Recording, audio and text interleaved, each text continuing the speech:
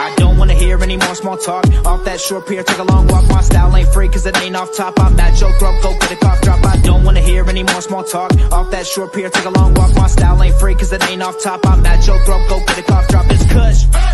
I love me too much and your brain turn to mush. Fall flat on your tush. You couldn't handle the product I push. I guess I'm just used to it, I just do it. Like Nike swoosh, none of that Reggie Bush. Cause I'm top shelf, I ain't got wealth. But I'm on my grind like park rails.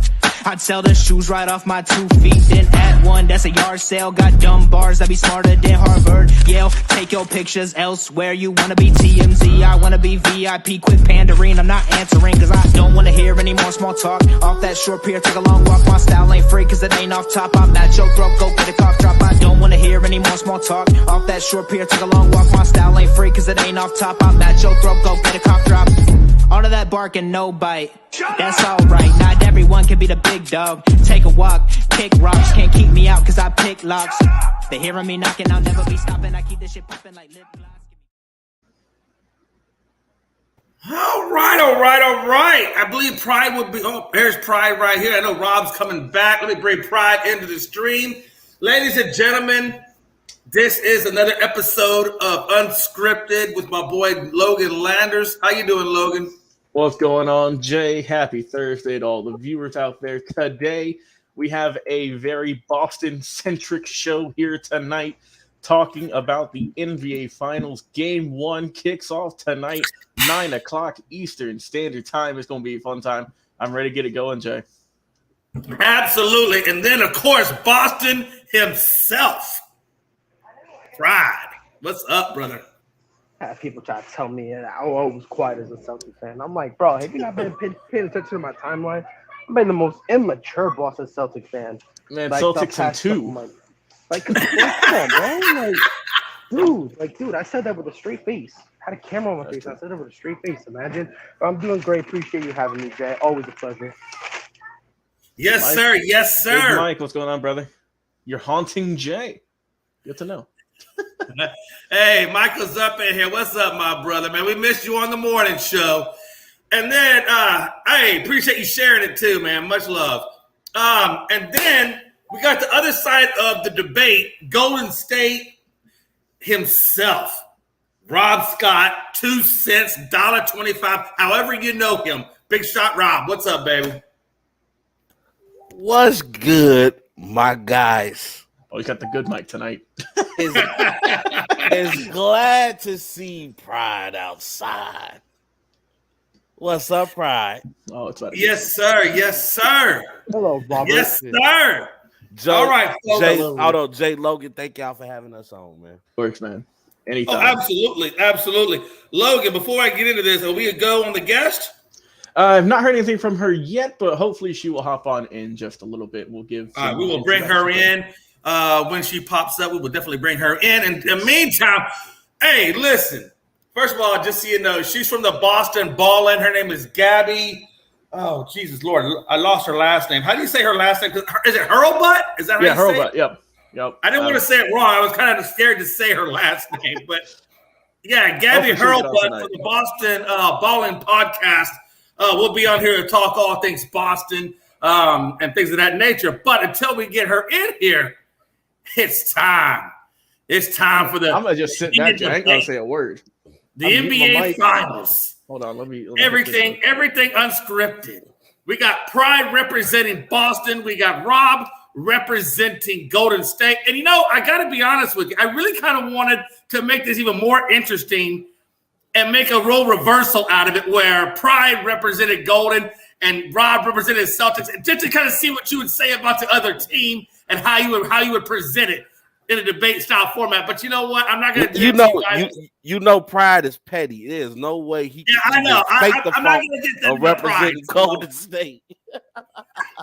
I would have been so petty. I would have been doing backhanded compliments the whole time. That's why I said, oof, when you had the idea. I was like, look, man, I ain't trying to be that dude, but I'm immature as ever. So, I don't know. That's a good idea. So I'll be like, Steph, he's high.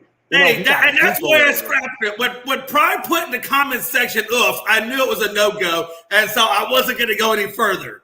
So, With that being said, you will represent your respective teams. And I felt so left out that I had to go find my Rockets, even though I had no skin in the game, and I put my jersey on just so I felt something. But it is what it is. Okay, folks, we're about to get this bad boy started. My first question is going to be, and it's the same thing for both you guys, so you can either rebut it or you can just wait till it's your turn to talk. I think we'll probably just go that direction. What is the weakness of your team? And how do you think that team will overcome it? Pride. What do you think the Celtics' weakness is, and how do you think they overcome that?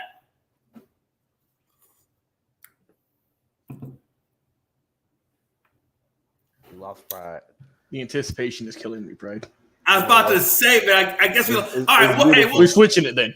It's beautiful, because I just got my cup of liquor up. It's an easy win like Golden State about to experience. Oh, Lord. Here we go, baby. First shot's fired. Listen, okay, Rob. What's your team's weakness? Possible. Hey, what's your team's weakness, and how do you plan to overcome it? Our weakness is height. And unfortunately, unless Kevon Looney's going to become a 7-footer overnight, or Draymond gains a couple inches in height, it's nothing we can really do in that matter. But how we overcome it is we play by committee. That's what we do. That's what Golden State has done all season. That's their logo, strength in numbers. That's their motto. That's their mantra. As long as Golden State continue to play by committee, Kevon Looney get those important offensive rebounds. Wiggins get those important offensive rebounds. Continue to get the Golden State Warriors second chance points. I just don't see what Boston could do. And just like Boston is going to do in 5, we seem to have lost pride. Because here's my take on it, right? I think your weakness could be the slow start of your team. If you guys come out doing one or two things, I think it's going to be your weakness. We kind of saw it in Dallas, but you were able to kind of overlook Dallas because of the amount of role players. Actually, Dallas is kind of going through the same issue, and I kind of think that's why you were able to withstand it. But he had a slow start from Clay in the first half of pretty much every game, and then he kind of came on in the second half. And I think the other thing was just, the team as itself kind of got off kind of sluggish, but then, picked up the pace and then got into the game, especially at the three-point line. You saw Golden State at times kind of disappear and then come back. So how do you think that that's going to be an issue going against the Celtics? And do you think that if it does come off slow, do you think the Celtics take advantage of that? In a perfect world, you would say yes. I have no problem with the Celtics. I think they're a great young team. They're a nice ran organization that has a great head coach. But what I think about the Celtics is they have moments in their offensive sets where they can go stagnant in a lot of plays, and I just don't think you can make that mistake against the Golden State Warriors. You go through a 5-minute stretch where you don't score, a 5-point lead can turn to 20 real quick. And we know once they start to hit those threes and see those threes drain, they seem to not only energize the crowd, but they energize everybody else on the team. And Golden State plays defense through offense. If they can deter you on the offensive end of the ball, in which you just say there's nothing I can do with these guys, then not seeing their defense seems to follow. And Boston, being a young team, even though they've been to the Eastern Conference Finals 4 times, they have yet to go to the big dance. This is a whole new experience for them. So, Brian, what is the weakness of the Celtics, and how are the Celtics going to overcome it? Well, Rob hit it right on the head with the first problem is the fact that we go too stagnant. That is not going to work against a team like Golden State. Rob, you did say something about Golden State's defense. They're the second best, defensive team in the NBA. Do you want to know who's first? So do me a favor, go stub your toe. We vibing, we chilling. We living our best life. We ain't worried about these suckers. Look, so that's one. Now, the second problem I have, honestly, because I believe this, like us kind of being stagnant, I do think that's a problem. But my concern, my bigger problem is the turnovers. There's no way we're going to have 20 turnovers in a game and then look in the mirror talking about, damn, bro, we should have won it. Like, ain't no way we're going to be, like, there's no way we can do that. I do think a lot of the turnovers, if you really watch it, a lot of the turnovers is, I don't want to say they're dumb, but they're dumb. I feel like I'm allowed to criticize my own team. So I don't want to say they're dumb, but they're dumb. Let's just call it what it is, bro. Like, there are times where my glorious team is the smartest team in basketball, and all of a sudden I go pee, come back, and I got 5 Patrick Beverleys out there who don't know what to do with the ball. Like it's wild to me that happens. Do I think it's fixable? 110%. I really do. I think it really comes down to when you enter these finals. I think Boston needs to go in with the mindset of, look, defensively we're good. We're gonna be able to, I'm not gonna say they're gonna shut down Golden State, but they're gonna make sure Golden State earns every bucket they get. Now, I'm not saying they're gonna lock down Steph and Steph gonna be 1 for 10 and Clay gonna be 0 for and Jordan Poole gonna look like a G. I ain't saying all that now. But what I am gonna say, they're gonna make Golden State earn every bucket. So defensively, they're fine. I can't remember who I was talking to about this, but game 1, you're gonna see a different style of basketball from both teams. It's gonna get to a point where people are gonna try to imply that Ime is not a good head coach and Steve Kerr lost it. What I think is gonna happen game 1, these two are gonna be doing unique things, feeling each other out. They're gonna be running sets for guys who don't even know how to spell the word set, just to see how the other team kind of handles it. I always say this: game one, you can lose, you can throw game 1 away, as long as you learn something and make the adjustments game 2. So whoever wins, whether it's Boston or Golden State, game 1, it's really not going to matter, because game 2 is going to be the more telling game, because whoever took the L, are they going to be able to bounce back and make the proper adjustments to basically come out with a victory in game 2? Because if not, then it's going to be an interesting series for whoever's going to be down. But my 2 things, the stagnant offense, which I would fix that by running some sets. And they do run sets. They do.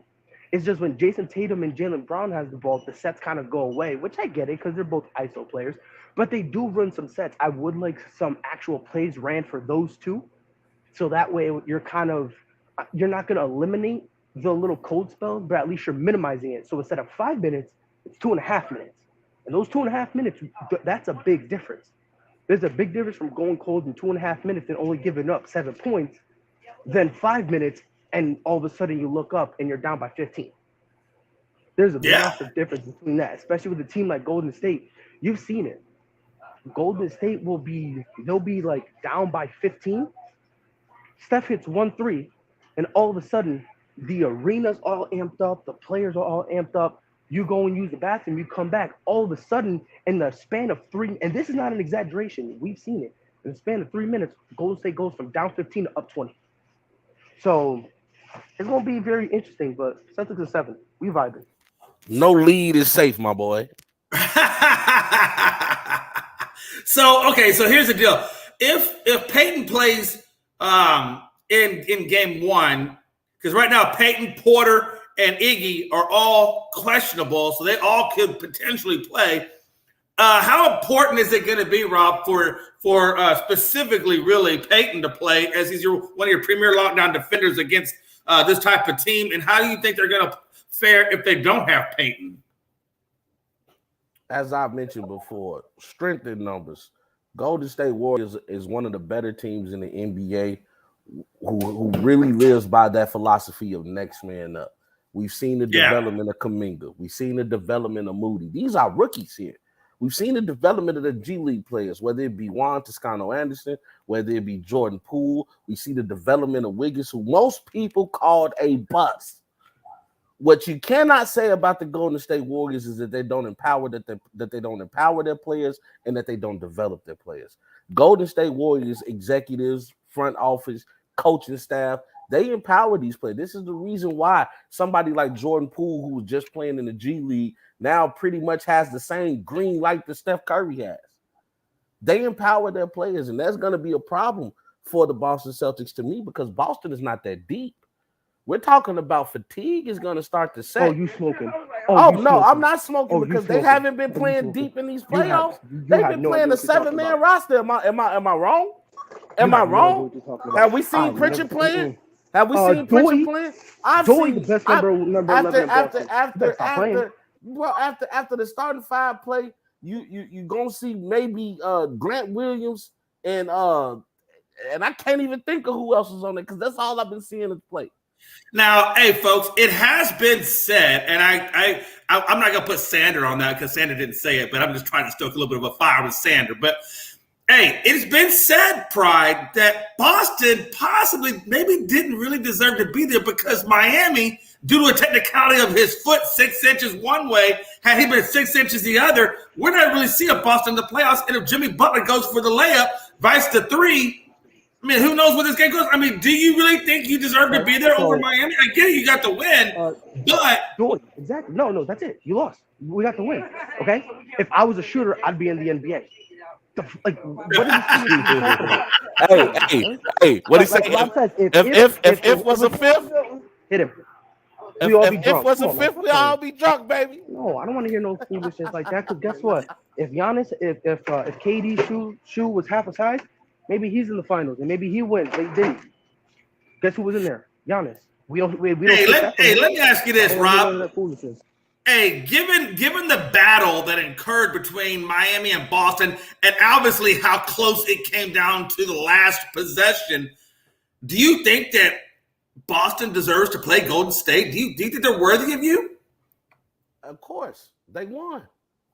I look at what happens. I don't look at shoulda, woulda, couldas. I don't look at what else. Boston won, and Boston had a hell of a road to get to the finals. They did not only just beat down the Brooklyn Nets, they swept them. We're talking about one of the most prolific scorers ever in the NBA. And Rob, they're the only team to get swept this playoffs. The only team to get swept this playoffs. The Brooklyn Nets really was they were kind of fragmented as a team. They were never really a full. You know, I don't put Jay, let me say this, Jay. It's easy to say that now. That we've seen what happened. You didn't think? No. I've been saying that before even Harden went to Philadelphia. Remember, I said that when they brought in Harden to Brooklyn, that they were fragmented because they didn't believe they needed a head coach. You would be one of the few minority that was saying that. When I talk about NBA experts, when I talk about analysts, anybody that you talk to about the NBA game, about the NBA playoffs. Not only did they think Brooklyn was going to beat Boston, Brooklyn was one of the favorites to win this whole thing. Thank you, bro. They were, even when they were down 3-0, they were favored to win Game 4. They said no Harden, no problem. I get that what they were favored by. I don't buy into all that favoritism stuff, though. Okay. And you know what you don't buy into? Wins, because your team had the worst record in the NBA. So stay in your corner. Look, I don't care what nobody says. We deserve to be here. We swept Brooklyn. I don't give a flying fadoodle stick when anybody says. Kyrie and KD both played, and there was one game in the second half, I think it was game 2. KD didn't score a single bucket because of the defense that Boston played. Don't hit me with that foolishness. And again, I don't care what anybody says. People are here chatting about, oh my God, well, the Bucks were without Chris Middleton, and we were without half our Boston. And what happened? We took the dub. I don't care. I don't care what nobody says. We've been as injured as anybody else in these playoffs. And what do? We've been winning. I don't want to hear no fools talking about, oh, bro, his heel, it hit the line, it was 6 inches. Well, guess what? 6 inches is what brought me in this world. You cut it in half, and that's what I got. And at the end of the day, it still happened. I don't want to hear no foolishness, bro. He stepped on the line, he was out of bounds. If you don't want to be out of bounds, have him move up 6 inches. Why I gotta be mad? Why y'all trying to take that from us? Meanwhile, because Rob wasn't doing anything to make a heated debate, and I had to say something to get the fire started. All I'm saying is, look, I understand it was only 6 inches. I get it. I understand that. But at the end of the day, he's out. There's no other way you look at it. I don't care if it's 6 inch. I don't care if it's a pride inch. I don't care. Guess what? You're still out. You still out. Listen, I tell people this all the time. Go ahead, Rob. I was about to say, an inch makes a difference. My inch got 2 kids in this world. It does make a difference. I don't want to hear no foolishness about that. I'm telling y'all. I don't want to hear no foolishness. But you know what, though? Haters gonna hate, man, because if you look at the other side of that spectrum, they say the same thing about Golden State. Oh, you played the Denver Nuggets, Jamal Murray, Michael Porter Jr. wasn't there. Oh, you played the Memphis Grizzlies. John Morant went out after game 3. You didn't play nobody. Oh, Dallas wasn't supposed. You lucky you didn't get to play Phoenix. Dallas beat them. It doesn't matter. And listen, and me personally, and this is what I've always said. I'm not gonna kill a team and punish them because of For what the doing other their team job. got going on. I'm not gonna kill Golden State. Yeah, they had an easy path, but is it because Golden State out here hiring hitmen to take care of business? No, them's the breaks for those teams. And I don't care what anybody says. Golden State. I don't care what anybody says. Golden State was better. And this is a dude who said I had Memphis in 7. Golden State was the better team in every single series, point blank. So I'm not gonna strip that from them. They made the. I'm not gonna strip that. Yeah, they didn't play. They played the Mavs, and obviously the Mavs wasn't up to they shouldn't have been there. But you know who you got to blame for that? Phoenix. Go blame Phoenix. Gotta Go blame Phoenix. Go blame Phoenix. That's who you need to blame. Not to mention, I was I'm one of just the saying. only people screaming that Phoenix was gonna win. I mean, that Dallas was gonna win. I even gonna hold you, Rob. And I'm gonna continue giving you your props. Congratulations, You called sir. that, brother. Because you said that back when, and I'll be honest, Rob, I was questioning my relationship with you. I really was. I was like, I can't talk to Rob no more. Because mind you, this is after you jumped on Golden State after claiming to be a Chicago Bulls fan. You hopped on Golden State. And then you said So, the Mavs thing. so here's the deal, though, Pride. I got a question, Pride. So right now, Golden State is sitting as the favorites at minus 160, and you guys are sitting at 140. So what do you, I mean, is it realistic? I mean, do you think it's really a fair fight, or do you think that Golden State, because of the experience and the depth and the coaching, that they may have something over you? Well, here's the thing. First and foremost, when it comes to a playoff series, let's just get out the way. There's never a fair fight. It's never a fair fight. Never. Yeah. You see what I'm saying? And I don't mean that to diminish anything, but for example, Dallas Mavericks made the Western Conference Final and they played against Golden State. Who was the better team? Golden State, clearly. And it wasn't even close. They still had to play him, right? Not at all. And game 1, before anybody stepped on the floor, you know what I mean? So for me, I understand why Golden State is the favorite, because not only do they have the experience, they have the championship pedigree. You got Steve Kerr, who not only is a great head coach, but at the same time he somehow handles all these guys. But you listen, I said this right now. If you make Steph Curry come off the bench, you should deserve Coach of the Year. I don't care what no one says, bro. Like, Monty, congratulations to you, bro. But Steve Kerr got a superstar to come off the bench and be happy about it. Willingly, So, too. Hey, You didn't hear nothing about that. Hey, hold on one second. Hey, fellas. Not only be happy about it, but Lord Jesus, did he not kill? My guy. I've never seen Steph so happy before. Ever. Never. You got a point.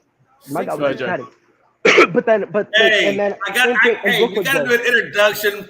And I hope I say her name correctly, because God knows I think I was nervous to say her last name. But we got from Boston Balling Podcast, Gabby Hurlbut, and we're going to bring her in the show now, fellas. Give her a warm, unscripted welcome. Pride, be nice.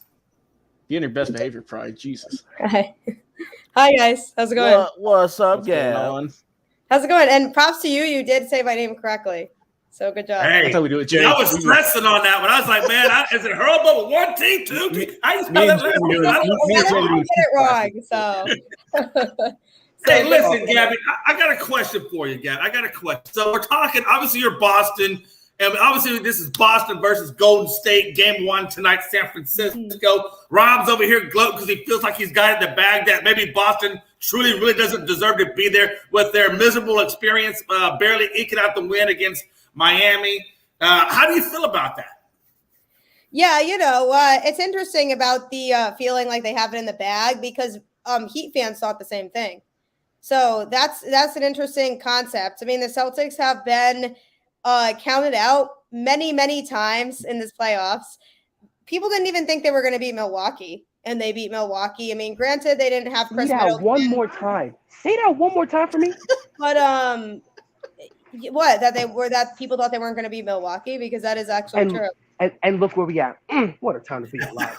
Hey, it's true, man. I got to admit, I had Milwaukee and the Suns in the finals. So. Everybody had Milwaukee winning that series. Like, a lot of people had Milwaukee coming out of the East again this year. Yeah, that's true. I know I did. I won't lie to you. Okay, so in reality, though, here's my real thoughts on this series. So obviously, I'm a huge Celtics fan. Super nervous, super excited. I think it's going to be a really fun series. I think this is kind of a series that a lot of people desire to have, Celtics Warriors. It seems kind of like a pretty legendary series, just saying that. I think these are two obviously very, very, very good teams. I think Golden State's experience is something that worries me a little bit because this Celtics team is young and these players don't know what this feeling is like of being in the finals. The Warriors do have that experience. They've done this multiple times. This is not their first rodeo.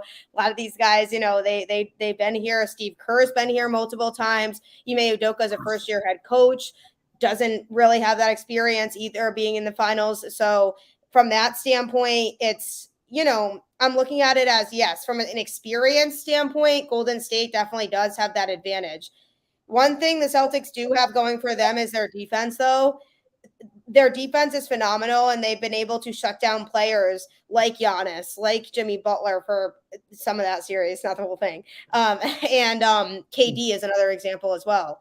Players like that who you thought were going to be able to destroy the Celtics, they've been able to figure out ways to contain players like that on defense. So I think their defense is something that is a strong suit for them, that going into this series, that if they can, as long as they can figure out how to contain that 3-point shooting from Golden State, from what I'm looking at as obviously one of their biggest strengths, when Golden State very much has the opportunity to just go on these runs that are just unstoppable of everybody just making threes. That's what we need to look out for here from a Celtics standpoint, I think, is being able to stop those runs on defense, which I think they can do, but also the consistency in the turnovers is one of the biggest concerns for me as well. We saw a lot of turnovers happen when the Celtics lost game 6 at home against Miami. And that was one of the biggest issues for them. We've seen these turnovers multiple times in this playoffs. Jaylen Brown not being able to control the basketball. That's something that's going to be huge because a team like Golden State, that's not going to fly with them. Like, you can't be making those types of mistakes when you're playing teams like that. So I'm looking at this as, yes, can the Celtics match up well with Golden State? Absolutely they can, and they have done it the last few years. They've given the Warriors trouble, and so I think they can do that again. However, I think it's really going to come down to, can they contain that 3-point shot on defense, and can they be consistent? And I'm looking at somebody like Jason Tatum, who, is supposed to be a superstar in this league. We love him. He's our guy. He needs to be more consistent alone, because he'll have these nights where he has a bad shooting night, and then nobody else can figure out how to make up for that. And that's another issue as well. So it's not just a Tatum issue, but it's, if Tatum is having an off night, who else is going to be able to step up and contribute in his place? But him alone, if he really wants that title of being considered a superstar in this league, he needs to be more consistent, because we've seen him just be, he's had some rough games this postseason. So that's another issue I'm looking at. Golden State is tough. They're going to play tough. They're undefeated at home in the postseason. So that's another factor to be considered in this too. Overall, I do think that this is a more competitive series than people think it's going to be. I think it goes at least 6, if not 7 games. And I do overall think the Warriors win the series. However, I significantly obviously hope that I'm wrong on that, but I do think the Celtics give them a run for their money. And I think regardless of whether the Celtics win this series, this is fantastic exposure for them to be in the finals with this young of a team that they have, and with a first-year head coach. And it says a lot to me about the future of this team and what to be excited for going forward, regardless of the outcome of this series. Yeah, Can I rebuttal real quick, Jay? Good. I had a whole soliloquy, but okay, go ahead. I'm sorry. I don't want to interrupt the soliloquy. Just hold on to that thought. First of all, look into the picture that you got up with this whole finals debate. That explains this whole series right there. Look how calm Steph looks. He's smiling. He's enjoying the game. He know we got this in the bag. And look at Jason Tatum. We got to look at urgency on his face, don't he? He understands that I'm in there with some animals right now. And, I bet money he just got fouled and he's looking up at the second count up top. I promise you. That's fair though. That's why I mentioned the experience thing with Golden State. However, yes, they do. I don't know if it's experience. I think it's swag. He just has swag. But one thing that Gabby mentioned was the defense. And let's just ask ourselves this question: what does Jimmy Butler, Giannis Antetokounmpo, and Kevin Durant have in common? They're all isolation players. Yeah. They're all isolation players.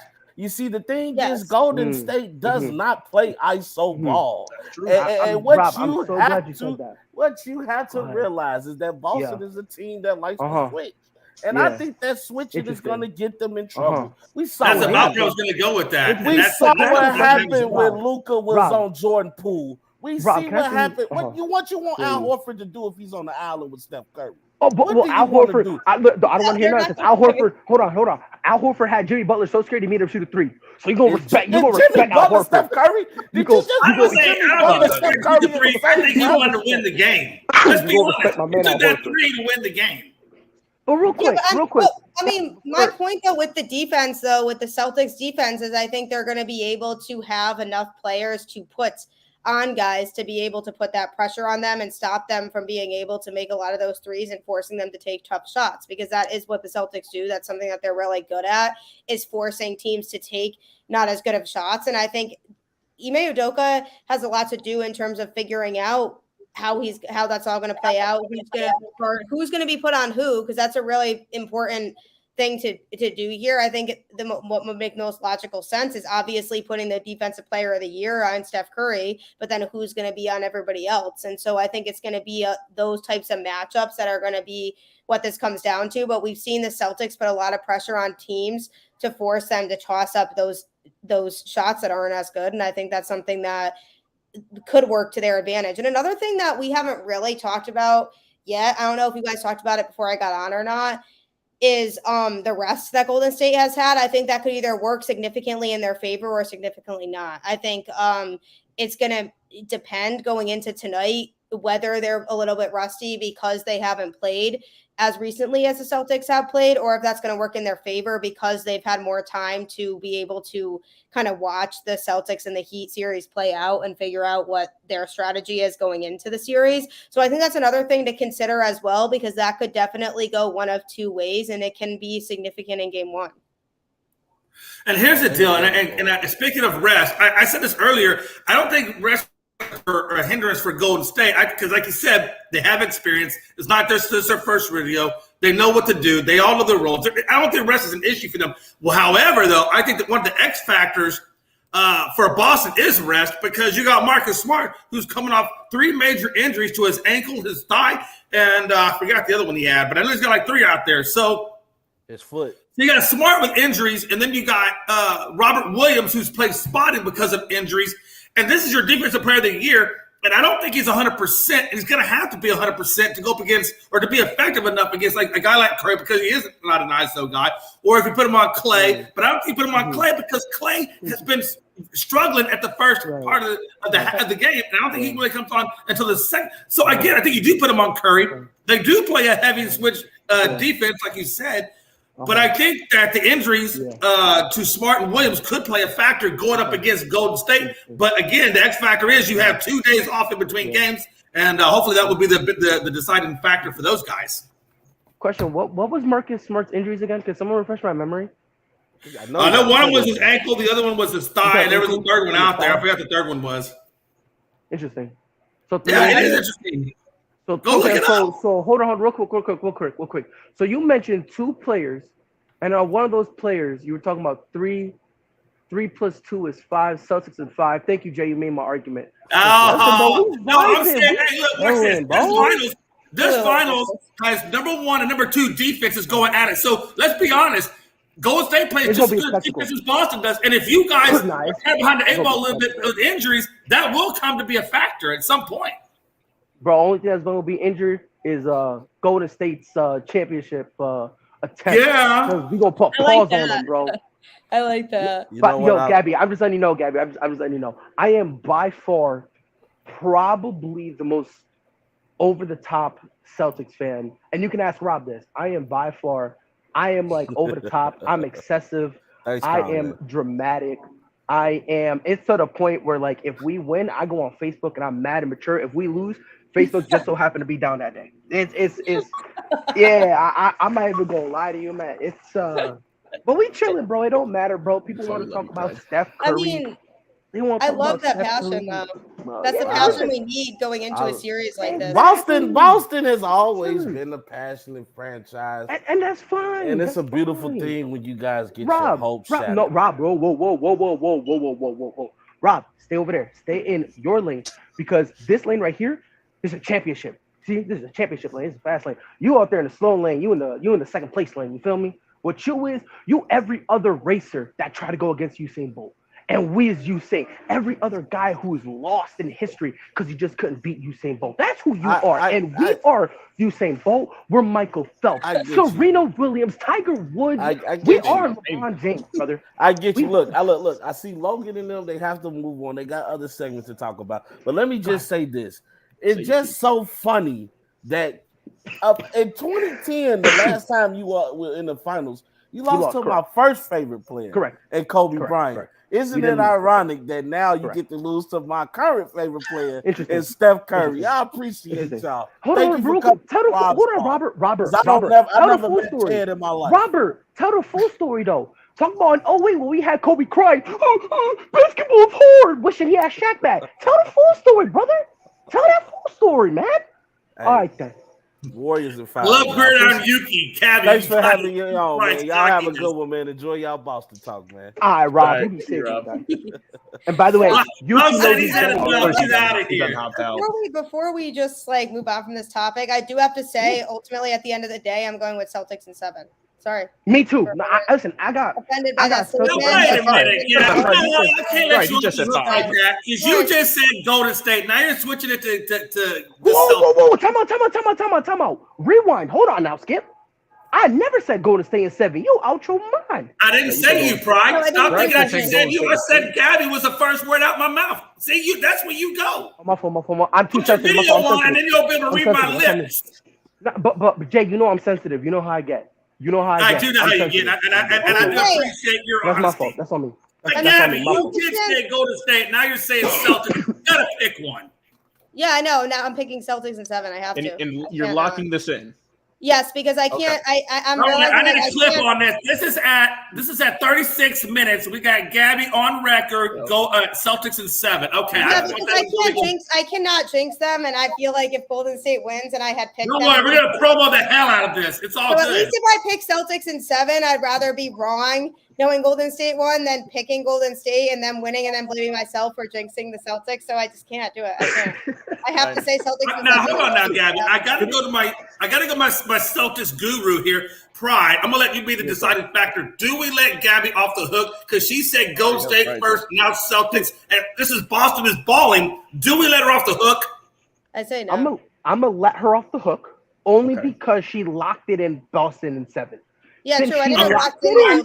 That is true. That's what I think. Yes. I have to ask that because, Pride is Celtic Nation, and so I had to go to Celtic Nation to get approval to grant me that. Council. So now we're good. Now we're locked in. Logan, what did you say? The high council? Go to the highest council.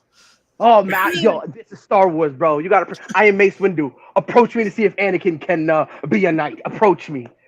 Oh, man, what a time to be alive. Boston in 7. It is a good time to be alive, man. Are you kidding me? We got game 1 tonight, baby. Everybody's saying Golden State in 5 or 6. I mean, they can definitely say that, but honestly, me personally, there's no way this series goes 5.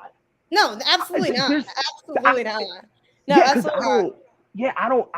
There's no way I can go as far as to say I think the Celtics split these first 2 games in San Francisco. I think they go back to Boston with the series tied 1-1.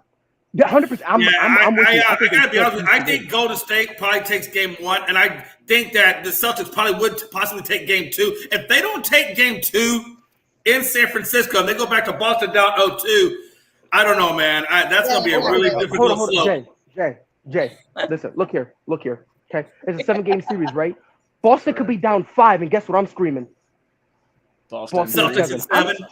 I'm cooling, bro. Wait. Maybe you're saying Celtics in 10. Hold on. Math. Hold on. Time out. I said we're down by 5. 11. Boston in 11. Oh, there we go. Celtics in 11. We're good. Quick math. Quick math. Listen, we're gonna move on. I'm looking at players like Grant Williams and Al Horford, players like that who have shown that in this playoffs that they can make an impact on this team and make a difference. Yep. And this is really the series for players like that to really be able to step up. Like look at Grant Williams and his development this year. Somebody like that and how far he's come this year. This is a series where he can really try to prove himself to be able to even get the opportunity to be in the talks of possibly having a starting job on this team soon. So this is one of those series where you want to be able to show that you can really make a difference and contribute. I'm looking at players like that, Pritchard, Grant Williams. Al Horford's been phenomenal in this playoffs. Can he keep that up too? That's another person I'm looking at too. Like, I'm not even looking at players like Tatum and Brown because for the most part, you know what you're going to get from them. It's those types of guys that I feel like are a little bit not as talked about. But if they can make a difference and they can come in and make an impact and contribute offensively, that's something that I think could throw off the Warriors a little bit. I got to be honest with you. When I look at the Celtics, I said the same thing about Dallas when Dallas went into playing Golden State. I said if Dallas wants to even have a prayer and chance to beat Golden State, every man has to show up. It's got to be an all-hands-on-deck effort. Your one, your two, your junkyard dog, which in this case for you is Horford, and your bench guy coming off the bench, which would be Williams. If the Celtics don't go in there and every man play up, they're going to get their butts hurt. But if they – and that's kind of what the Celtics did a little bit against Miami was they had guys going spotty. And you can't do that against a team like Golden State if you want to. Yeah, they could get away with that in a couple. They could get away with that in a couple of games against Miami because it was a little bit different. But you cannot get away with something like that against the Warriors. Everybody needs to be stepping up, and it cannot be a repeat of a game like Game 6 when they lost, when it was only Tatum and Brown contributing, and then Derek White though off the bench was also a little bit contributing as well, but. Players like that, Derek White, I'd also even throw into that conversation. Those types of guys need to be able to step up in every game. And then I think the Celtics have a genuine chance of winning that series in 7 games. But I think that's unfair to say because we're like, I don't know. People are looking at the 2 games against Miami and pretending like that's how our role players have been the entire playoffs. But I didn't say that though because I already said. No. I'm not saying you. No, I'm not saying you. I promise. I'm not saying you. I promise. You know, I'm just saying like. People have been acting like lately. The people who are saying Golden State in 5. What they're doing, they're looking at like the 2 anomaly games we've had against Miami and saying, "Oh yeah, that's how they've been the entire time." They won't talk about Brooklyn. They won't talk about Miami. They won't talk about that. They won't, you know. So I understand the 2 games. Yes, that was concerning. I understand that, you know. But my thing is to sit here and pretend like that's been our role players the entire playoffs. I think that's absurd. That's just me though. But you know, then Gordon Yuki says pride. Remember how cocky you were with the Patriots Buffalo Bills game, and when they got blown out, he said you got to stop digging yourself into potential graves, man.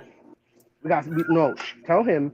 Hold on. Look here, brother. All right, not that. All right, we don't talk about that. We don't bring that up anymore. That's old. Hey, I'm not bringing up Gordon Yuki. I'm just asking you and commenting on what he said. All I'm saying, stop talking about old stuff, man. Stop talking about old Yuki. Hey, listen, you said all the time until we talk about the Rockets and then you're bringing up everything underneath the sun. That's different. That's different. That's different. And I'm gonna tell you why it's different because I'm saying it. That's why it's different. So don't hold me accountable. Don't hold me. No, I'm not saying that until they change his name back to LA Knight. I'm going on a sabbatical. Oh. You know what this reminds me of when I think of the Celtics and they go in there and they're gonna play. And let me tell you something: the Cowboy fans are the same way. You go in there, you want to put up your best case, and you don't want to show weakness, and you go up against the Giant and Golden State, and then they say, what did you think about the loss? But I love her, Jerry. I'm my best Jerry Springer voice. But I love her, Jerry. And you just stay with it. I got it. It's all good. But I love her, Jerry.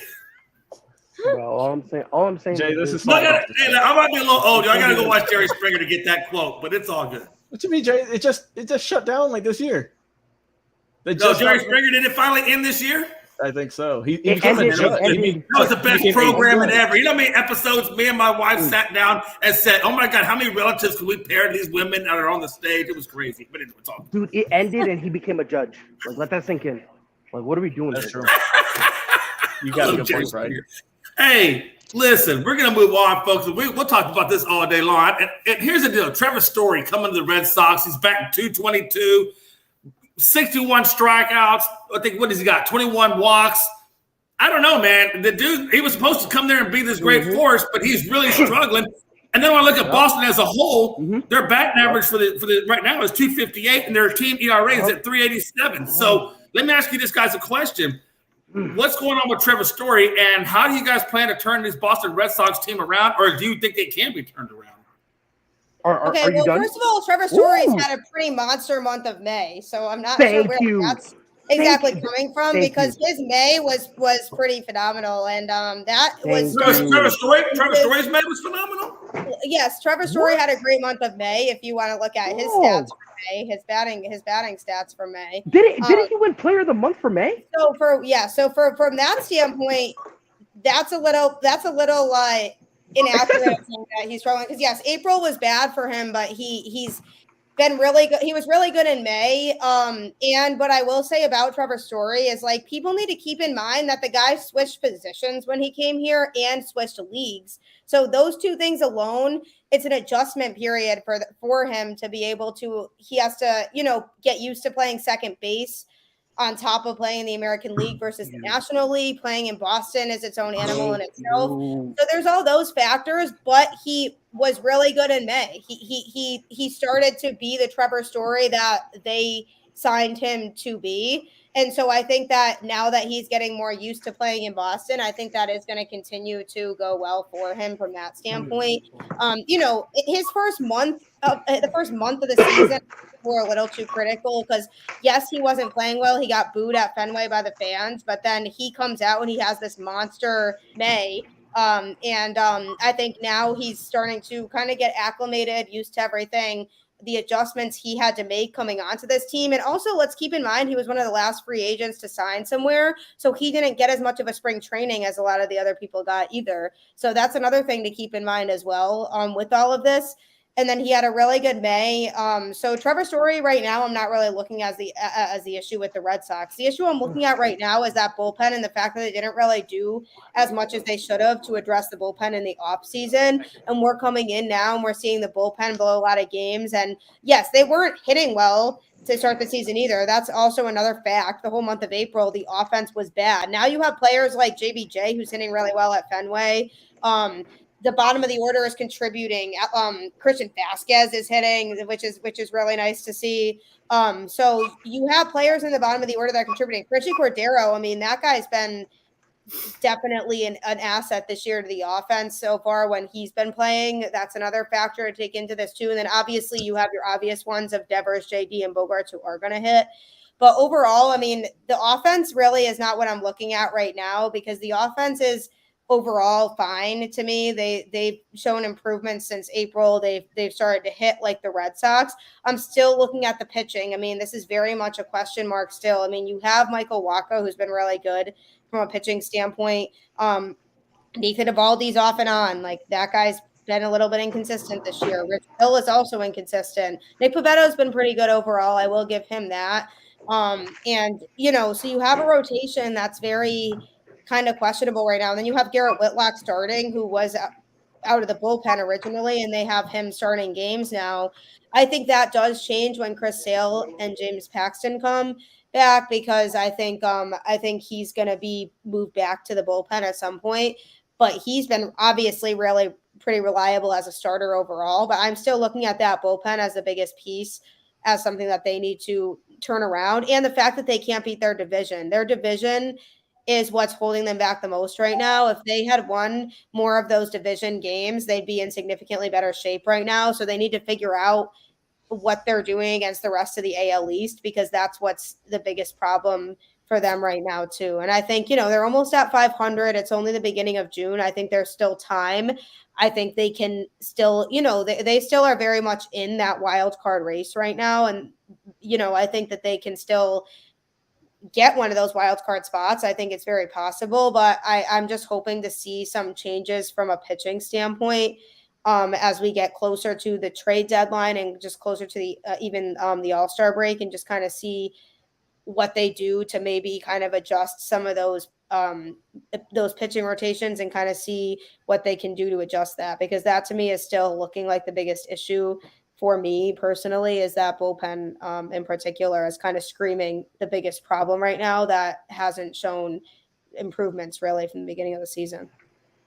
So Logan, to carry off of what she says, Matt Barnes is on the 15-day IL with a shoulder issue, which is their primary closer. And then the bullpen is giving you 396. They're 10th in the AL. How realistic? And right now they're 3.5 back on the wild card. I think 11 back on the Yankees. So what do you see from this Boston team going forward? Well, it's like what Jonathan Suggs said. He said their batting average third, runs is fourth, and slugging percentage is third. But their bullpen, like we said, is just not getting it done.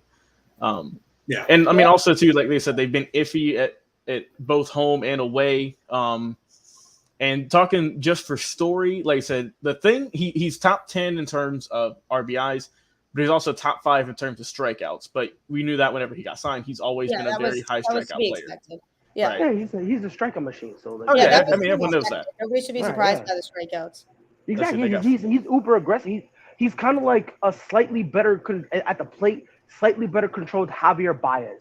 He's a very aggressive dude who wants to swing for the fences. The only difference between him and Javi, in all honesty, is that there's times where Trevor Story is like, all right, cool, I'll settle for contact. When Baez is like, contact, what's that? Right. Like, that's really like the only difference. But like, you're shocked from the strikeouts, bro. Go get a drug test, bro.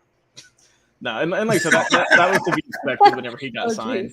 But I think that, like you said, it is super early. We're just now 2 months into the season. I mean, a lot of teams that we thought would be good aren't doing the best at the moment. I mean, my team, Jay, the Braves ain't looking the best at the moment, but we're still battling, right? And I think Story, he'll get it turned around. I mean, Devers has been phenomenal this year for the Red Sox. He's really been that one guy to go to. And I feel like you said, the pitching rotation and the starting rotation, it's holding its own. It can be a little bit better, of course. There's some adjustments you can make there. But I fully expect this team, if they are committed, if they do have a good enough record at the trade deadline, to completely just annihilate that bullpen, trade as many pieces you can get some new players in there, and make a good postseason run out. Because, I mean, like I said, the AL East is tough this year. I mean, the Yankees are on top. The Yankees have really made a good stride, unfortunately, for all of us here. Except for our boy Frankie C, who I kind of got we couldn't get him on tonight, Jay, because he wouldn't shut up about it. But yeah, exactly. Especially what they're doing against Anaheim right now. Yeah, the Rays have been one of the most consistent teams in baseball, really in the last 10 years, which is crazy. The Blue Jays have, they've kind of struggled too. We all thought the Blue Jays would be maybe where the Yankees are right now, but I think that Boston still has that good window right now. It is still early to just complete, kind of annihilate things, to be like, oh, the season's over. Now we're 2 months in, we're 50 games in. But right. Wait till the trade deadline in July. So we got about another month, about 2 left. See how it's looking. And I think as long as you can get rid of that bullpen, get some new guys in there, and I think they can make a good second half push. Yeah. We're going to move on. Go ahead. I'm sorry. Do you want to say something? No, I was just going to say, I'm with you on that. I think this team is too talented to not be able to turn things around. Obviously, their April hurts them in terms of standings and everything right now and record, because their month of April was rough. It seemed like they were just finding different creative ways to lose games every time. So that was really frustrating. It was a different person kind of blowing it every time out of that bullpen. It was or the offense wasn't hitting. It was just so many different things that they were just creating different reasons to lose. But in May, they started to look more like the Red Sox team that we were expecting going into this year, the team that went to the ALCS last year that, you would like to think got better in the offseason, and they started to look more like a cohesive unit and a cohesive baseball team in the month of May. And so if we can get that team going forward now, then that is a team I think that is capable of making the playoffs. And like you all said, it's so early still. It's just so hard to draw conclusions about anything. Every time people kind of talk about the Red Sox in terms of the season might be over, we need to keep in mind how the Braves season went last year. Pretty much the whole first half, even into the second half. Jay. Just saying. The Braves were not good last year. Like they were struggling to hit 500 for a lot of the season last year. And then they really didn't turn it around till August. Really, they turned it around at that trade deadline when they brought in Soler, and I forgot who the other two they brought in, but they turned it around when they made those trades. That's bullpen guys. Well, but then that's the whole thing too, was then they go and they win the World Series. So it's you never really know. Yeah, that trade deadline was huge for them. And without Acuna too, Jay, that's still the thing. It's just so hard to draw conclusions at the beginning of June in terms of like what teams are going to do. But when it comes to the Red Sox, I do actually overall see, I mean, you can't be losing a game at home to the Reds. That's bad for one. But also, I mean, just in general, like besides that, I do see them kind of moving in an upward trajectory in terms of they are starting to show some improvement, but that bullpen is a glaring weakness. And if they are a team that has the potential to make a playoff run this year, and we're evaluating when it's getting closer to the trade deadline, I'm looking at Chaim Bloom and being like, okay, what are we going to do to fix this bullpen now? You know, John Suggs said Team Winnie talked about what they need to do is turn things around if the Angels. Man, we've been saying this for 5-10 years now. My Astros are doing great right now. We're 5.5 up. I don't care what the Angels do. Okay, I hope they perish and go to heaven and just stay in heaven. We're good. That's your only competition here right now because Texas is struggling. Literally. Yeah. Well, Jay, the bag boy, your local Kroger is probably on the A's right now. Man, hey, listen, the A's are. Yeah, it is a pretty bad. Well, they got rid of a lot of people too, so I expected that really out of them. It doesn't surprise me. I'll tell you what, though, Mookie Betts, and Pride knows Mookie, and so does Gabby. Hey, that's a former Boston Red Sox right there for you. And I'm pretty sure they want him back. Yeah, R.I.P. I miss him a lot. I love Mookie. I mean, he's fantastic. He's versatile. He can do pretty much everything.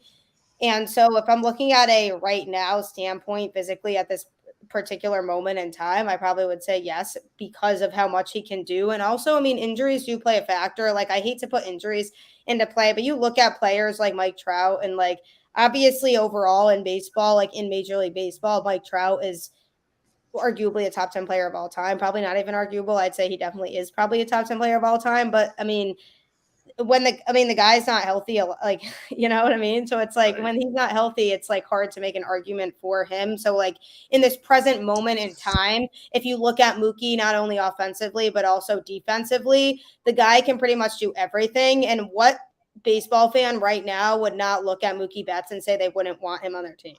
That's something that is a huge thing for me when it comes to arguing this topic is like, are there any baseball fans right now that would say, no, I don't want Mookie on my team? Yeah, you have one right here. Me. Okay. I hate Mookie. His hairline is messed up. He's a crybaby. I hate him. Never liked him. I can't say that. I'm just. Why are you going in so hard on him, Pride? Dang. Listen. I told John Sensitive he left us. I'm crying. I'm about to do Xander Bogaerts the same way when he leaves us. Anyway, I'm gonna do him the same way. And Rafael. Oh yeah, well Xander, that's gonna be really sad, but. Yeah, I'm gonna do him like that too. Look, in terms of the best player in the MLB, I don't know. I want to say yes, but like that top percent of those guys, it's like you can make an argument, no lie, for probably 5 to 6 guys. And Mookie's one of them. And you could make that argument. I don't think right now we have a clear-cut best in the MLB because I just think top heavy is the wrong word. But I think there's a lot of guys that you can make the argument about, you know? Like, remember, just last year, we had this conversation about Fernando Tatis Jr. Oh, yeah. And the year before that, I think it was, we had I love him too. Like, and the year before that, I think it was, we were talking about Shohei Ohtani. So it's like, I mean, he had a good month, but I don't know about best. I don't. He could be in that list, but I wouldn't say Paul Goldschmidt's above Mookie. Ain't no way. I don't put Paul Goldschmidt in that conversation. Fantastic, but I put him a step under. Not above Mookie. I put him a step under. Like, you know how he's like the best and then extremely great? I put Goldschmidt in that extremely great. Because he's always been really good. Goldschmidt's a fantastic hitter. I mean, definitely. He's phenomenal. And very underrated defensively too. Defensively he's definitely good too. But I still think overall, in terms of versatility and just everything in general, I still would put Mookie above him. And that's fine, you know. But I do think there's like, and on top of that, are we including pitchers? Because if we are, Max Scherzer needs to be on that's this the list. whole problem, though. That's the whole problem. And that's where it gets. See, and that's when this conversation. You can't put pitchers in the same category as everybody else, though. Like, but the thing is, it's like apples and oranges. They kind of have their own thing with the Cy Young. Nah, but unless you have like a Justin Verlander type season. That's what all those I'm saying. Years ago. Like that's what I'm saying. Like there's a couple guys who are having, in terms of pitching, phenomenal seasons that, Right. yeah, sure, you'll probably see them once every 4 or 5 games. Their impact is so great. Case in point, I hate the Astros with a passion. I hate you, Jay, but Justin Verlander has he's been been phenomenal. like phenomenal is disrespectful to the word phenomenal. That's how great this guy's been. Like No, and- this After dude- Tommy John surgery too. No, like, but I mean, I'm imagine. with like all of you on the whole. It's hard to say best player overall because player, Yeah. like, what does that actually mean? Because pitchers can't really be in the same category as everybody else. Like, look at Jacob deGrom. I mean, like, Jacob Yeah. deGrom, obviously, like, we're all lucky to be living in the Jacob deGrom era, I like to say, because, like, somebody like that is just such a special talent that we're probably not really going to see again. And so you look at somebody like that, and it's like, oh wow, like it's like, oh wow, like, you know, he's phenomenal. He's in his own category in terms of pitching. But Wait. Hold on now. I gotta just hold on real quick. No, Real quick. I'm not gonna let you go that far because listen, if you want to talk about putting in your own category, you got to put Nolan Ryan there at 5,000 strikeouts, and he got a no-hitter with pretty much every team he played for up until even in his 40s with the Rangers. He got a no-hitter. So let's not talk about putting him in his own category when you got other players out there that are pretty much doing more special things than that. Well, Jay, Jacob you're being deGrom also- old. You're being I mean- an old crybaby. Shut up. I just can't say put someone in a category by yourself when you got a 5,000 strikeouts that nobody's ever going to top. Okay, And you want to talk about putting your own category. I can't. Well, we're talking about right now in this current moment. Thank you. That's That's what I'm saying. Wait a minute, bro. You didn't say that. MLB right now is Right now, You Jay. special We're by not this going back to season. the 90s. I thought we were talking about right now in this moment anyway, because that's what your original question was. So, like, Well, that's true. Okay, that's I'm not sure fine. how that is actually even really relevant. But anyway, with Jacob deGrom, it's like, yeah, it's just unfortunate that we haven't really gotten to see him fully healthy either, because he gets injured a lot of the time too. But somebody like that, but my point is, like, you can't throw that into like the same category of best MLB player right now, because pitchers are just in a different category in general. Yeah, John Suggs. Yeah, you gotta have Verlander up there, top pitcher. Real quick. I need to defend myself. Jay, put up Yuki's comment, because this is. I didn't want to. Hey, I didn't want to hurt your I gotta feelings defend on myself. that one. I gotta defend myself. Here's the difference about what I did and what you did, Yuki, because he's not telling the full story. Yes, I admitted I was butthurt, but then I also acknowledged that he is one of the best players in the MLB. I didn't take nothing from him. Yeah, I showed that I was still butthurt that he left, but then I gave him his props. Homie, you're saying Debo's dog water. You're saying Debo's trash. Debo ain't trash. Thank you, man.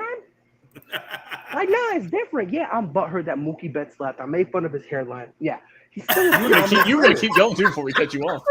Oh, phenomenal player. Listen, Mookie Betts is a phenomenal player. Defensively, offensively, 5-tool player, all about the board, right? I'm just mad he couldn't be a 6-tool player, and I'm only saying 6 because even though it doesn't exist, I'm being sensitive because he left. That's all. But I ain't saying he's trash. You just said it. It's okay. What you're going through right now, Pride, is what I'm going through with Freddie Freeman. With Freddie Freeman, it's okay. Exactly. We're going through the same thing. We know he's a great player, but we're just sad that he left. I'm going to see how you respond to this, and Gabby as well. I didn't say this first of all. I just want to clarify. Bart Scott is the one that said it. He said the Jets are twice as good as the Patriots. What will Mac? And my question is, what will Mac Jones do in year 2? So is your roster twice as less than the Jets? Because he said the Jets are better. Yeah, that is bold. I mean, that's bold. I don't think that's definitely a little over dramatic of a take. Do I think the Jets will be closer in the division this year to everybody else than they have been? Absolutely, 100%. I really do think that.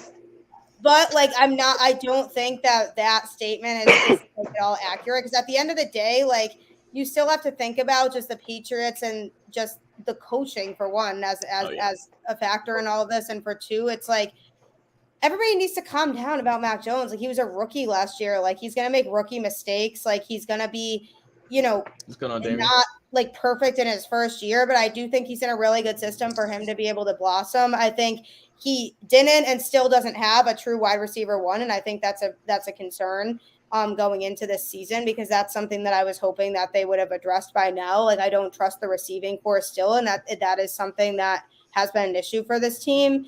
But I still think, I think obviously the Bills still win the division again. That team is phenomenal. Josh Allen is just, he's great.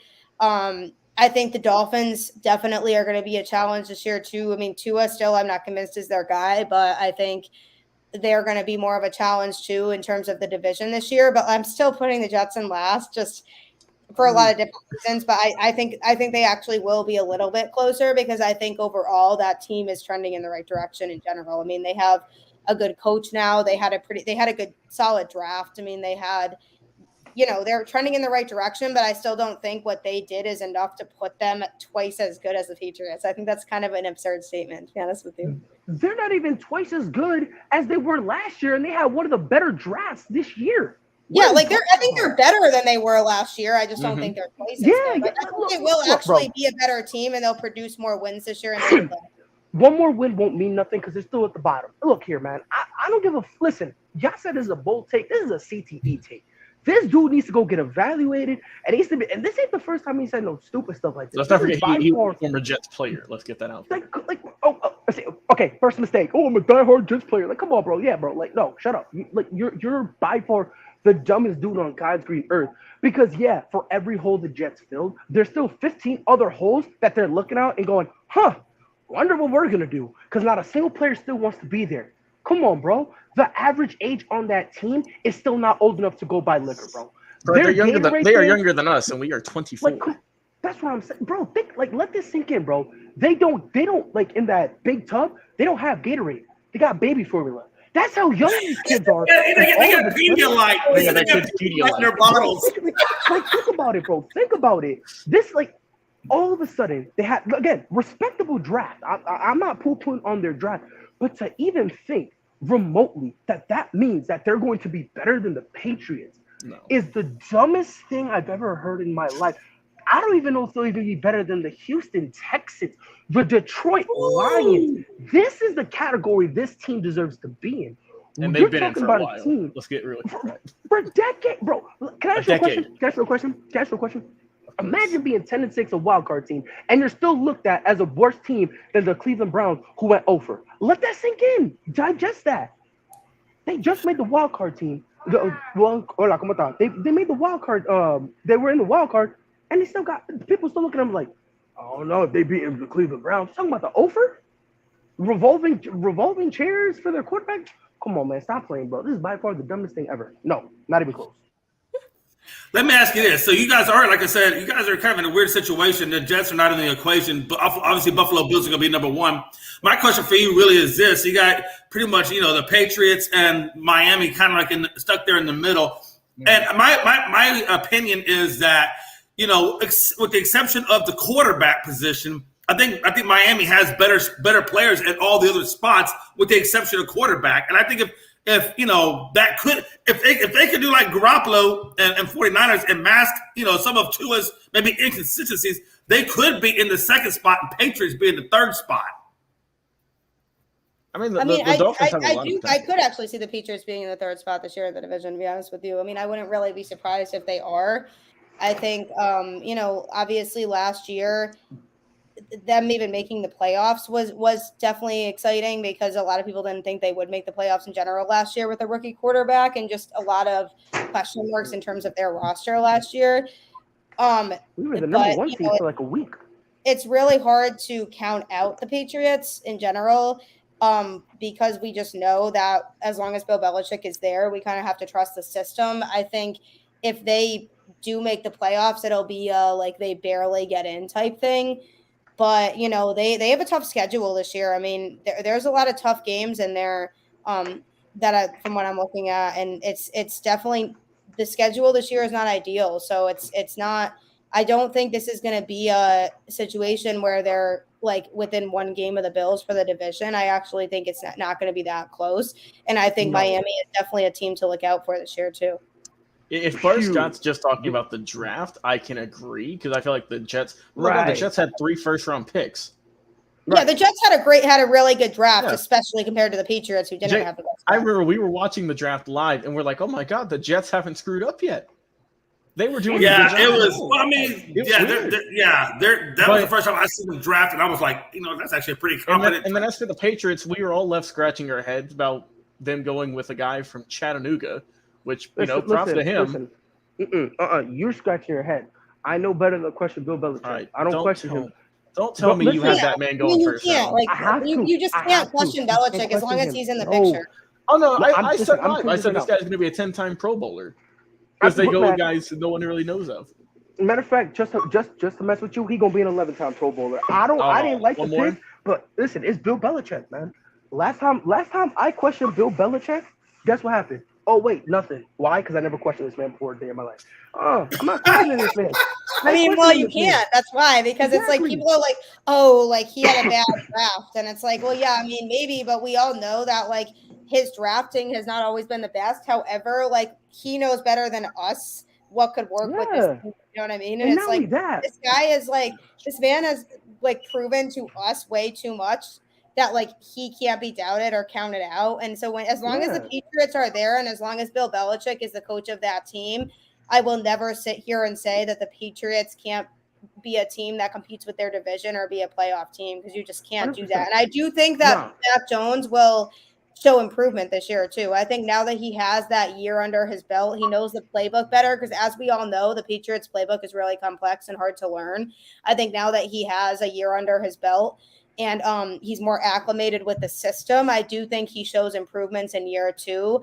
My main concern, though, is does he have enough around him to be able to set that team up for success this year? That's still to kind of be, seen. We're not really sure. But overall, I do think that they are a team that it's just hard to count them out with Belichick. And I think that, the beginning of the season, they can figure some things out. But again, their schedule is difficult. So there's some there. And another thing is like, yeah, people say, oh yeah, Bill Belichick doesn't really trade. Like he doesn't draft well. Like that statement in its totality is not really true, because you know what he does with the people he don't use? More times than not, he flips them for a better player or for more draft picks that he uses later to get a better player. So it's like, people got to be careful with that narrative, because like, yeah, sure, he misses some. Obviously he's human, he misses some, but this notion that, oh yeah, he's mid when it comes to draft, I think that's unfair, because yeah, sure, not every guy he drafts gets plugged in, but guess what? They get plugged in somewhere else, and then Bill Belichick gets a better haul than what he got. But Bill Belichick be doing, he'll pick a guy in third, and then he'll pick a guy in the fifth round and get a third round pick. In essence, he flipped picks. He traded the fifth for a third to get a better guy that fits the system. So yeah. I'm not down Bill Belichick. I'm not doing that, bro. I mean, like that question in here of their backups. I mean, they drafted a quarterback. Yeah, they got but Zappy. Then He's solid. Zappy. Yeah, Zappy. Great name. Like, I mean, you about to get zapped out real quick. I mean, the Patriots, that was always an issue, was the backup quarterback spot too, because I mean, Brian Hoyer was never reliable. Stidham was never reliable. So it was like, okay, if Mac Jones gets injured, then they were kind of screwed. You know what I mean? And so it's like, from that standpoint, it's like, well, what do you really do at the quarterback position? But I think overall, when I'm looking at the Patriots right now, like, was there more that I thought that they might have done to address certain things in the draft? Yes, but I also am inclined to feel like maybe they didn't address those positions because they feel confident in the people they have, and they feel like maybe those people will work. So I don't know. It's just hard for me to really fully question, like, some of the things that Belichick's doing, because as much as it might not make sense to a lot of us, like, it's Bill Belichick at the end of the day, so there's obviously a reason for it. Say that, sister. Look, man, listen. I'm gonna tell you this right now. Bill Belichick could have drafted me 2 years ago, and I wouldn't question this, man. For those of you who don't know, I broke my back 2 years ago. Okay, I could not move, and if Bill Belichick drafted me, guess what I'm doing? I'm walking to practice. Shoot, I ain't questioning. No, you're not. No, you broke your back. You ain't walking nowhere. I'm sorry, I don't believe that. You don't have to believe that, because you know who believes that he could do it? Bill Belichick. That's all you need. That's all he needs. Hey, listen. Hey, I'm just saying. Hey, but you know what's interesting to me though is Bill Belichick has just turned 70, and it's interesting because most coaches, when they get to his age, they tend to drop off a little bit, become a little bit antiquated and things like that. When the newer guys, newer systems, newer ways of thinking kind of take over a little bit, like the Sean McVays and whatnot. But it's interesting that it seems like Bill Belichick really hasn't had that drop off. Like, he still continues to be able to, strategize, even with these young guys changing the game a little bit. Just one only thing I ask Bill Belichick: never in your life let your son call a defensive team again, ever. I don't care what the problem is. I don't care what happened to you. I don't care if you're going through it. I don't care. Your son is never coaching. He's never calling another game until we sit this man down. Almost giving up 50. What type of foolishness is this? Yeah, great defense, giving up almost 50. Foolishness. I mean, I do like that question, though, of is there a new team to win the AFC this year? That is actually a really interesting question because I feel like the AFC is kind of stacked this year, especially the quarterbacks in the AFC. I think it's going to be really, really tough. I mean, he even said Chargers. That whole division to me is intriguing. The AFC West in general to me is intriguing this year because obviously, like in the last few years, it was KC and then everybody else. Now I'm looking at that as, the Chargers are good. The Broncos got better.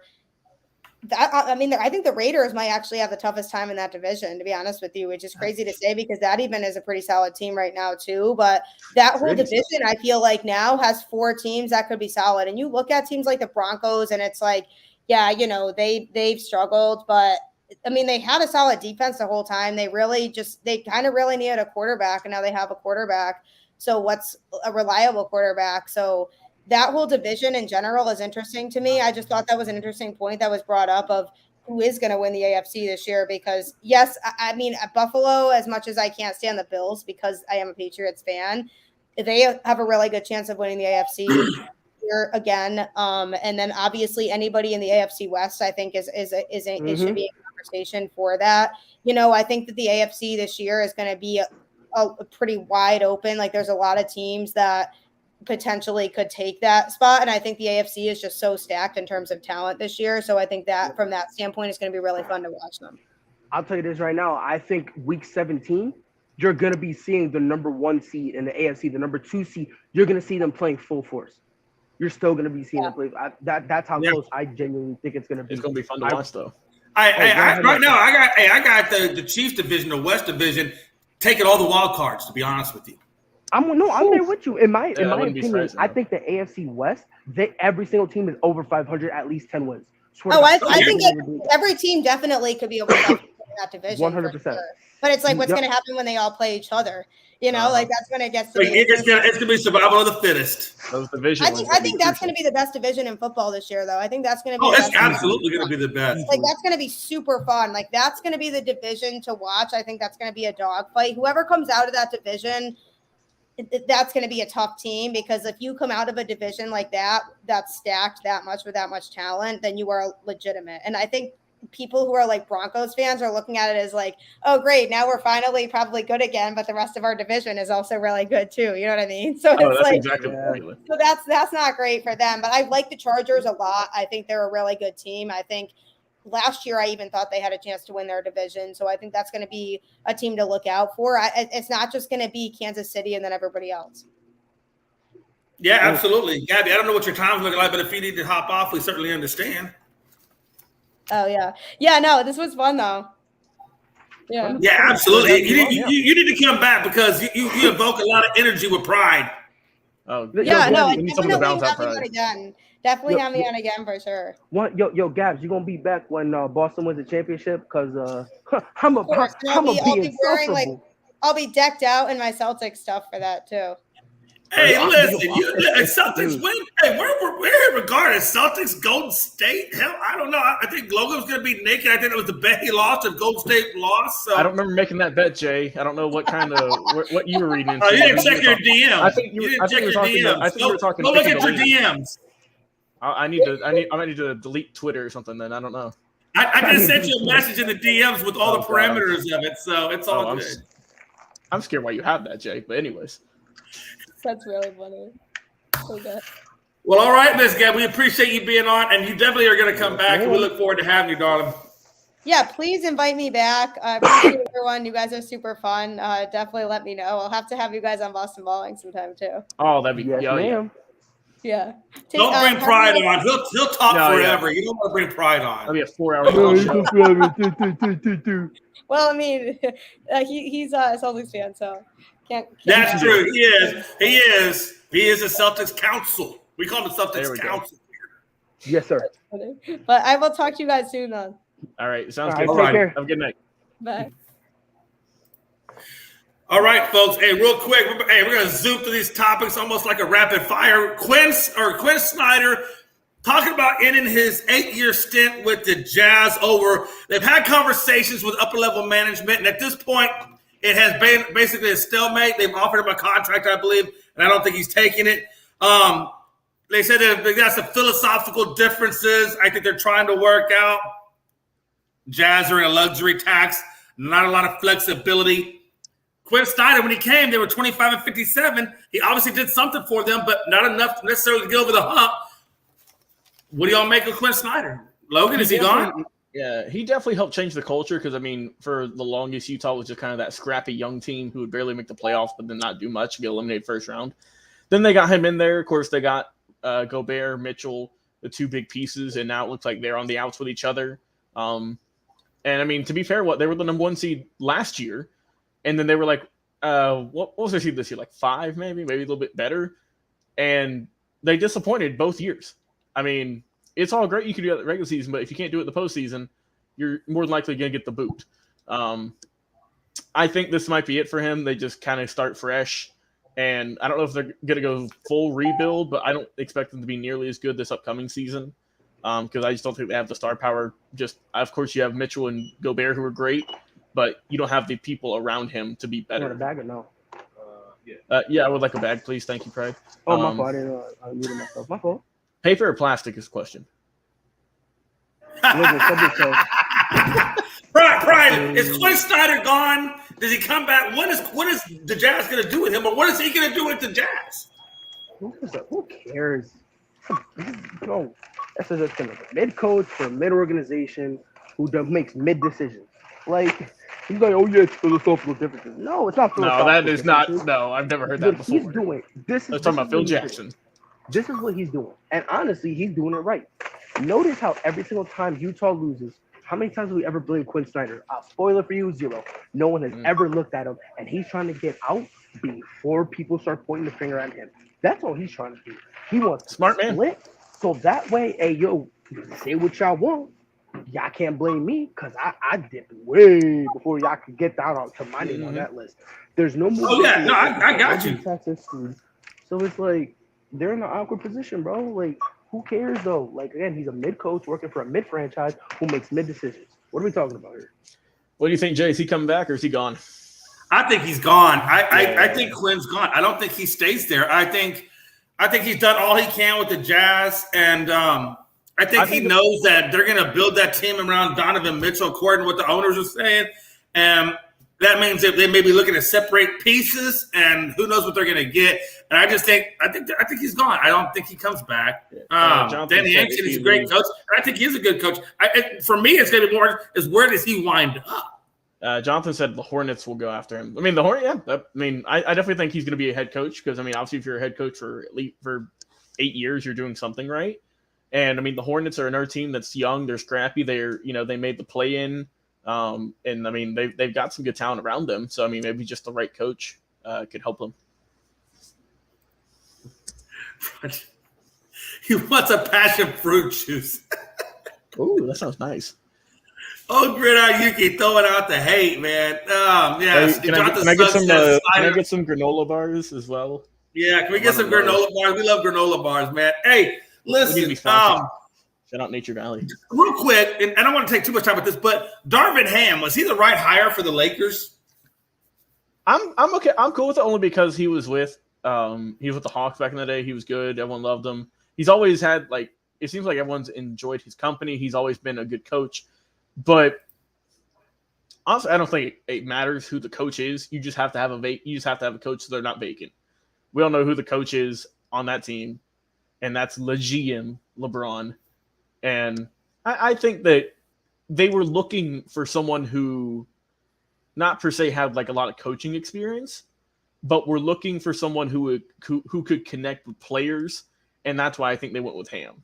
Not because of his background and everything. They just want someone who is a locker room guy, who knows how to, calm down tense situations and whatnot, and who can rally guys behind if they're behind in a game.